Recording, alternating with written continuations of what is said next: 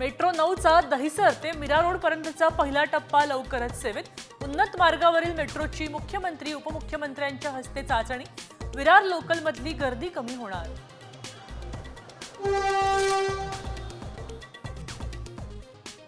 मैं भूषण रामकृष्ण गवई जो भारत के उच्चतम न्यायालय का मुख्य न्यायमूर्ति नियुक्त हुआ हूँ. भूषण गवईंनी सरन्यायाधीश पदाची सूत्र स्वीकारली. 52वे सरन्यायाधीश म्हणून घेतली शपथ. 6 महिन्यांचा कार्यकाळ मिळणार.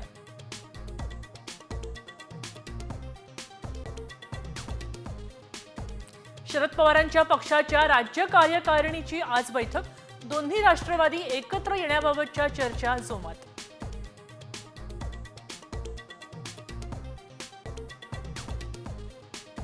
लाडकी बहीण योजनेच्या नावानं शेकडो बनावट बँक खाती, सायबर गुन्ह्यांचा वापर करण्यासाठी वापर. 4घांना अटक.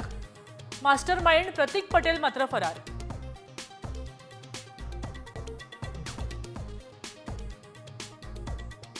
गँगस्टर गजा मारण्याची मटण पार्टी पुणे पोलिसांना भोवलीये. पोलीस अधिकाऱ्यासह 4 कर्मचाऱ्यांचं निलंबन.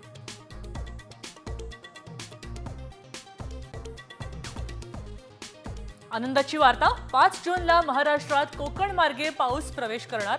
15 जूनपर्यंत महाराष्ट्र व्यापणार. हवामान खात्याचा अंदाज.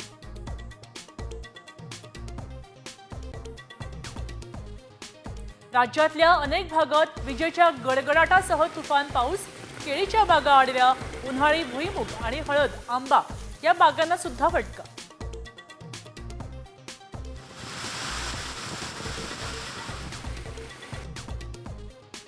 शाळेत विद्यार्थ्यांबाबत घडलेली अनुचित घटना लपवल्यास आता खैर नाही. शाळेची मान्यता जाणार. विद्यार्थ्यांची जबाबदारी शाळेवरच.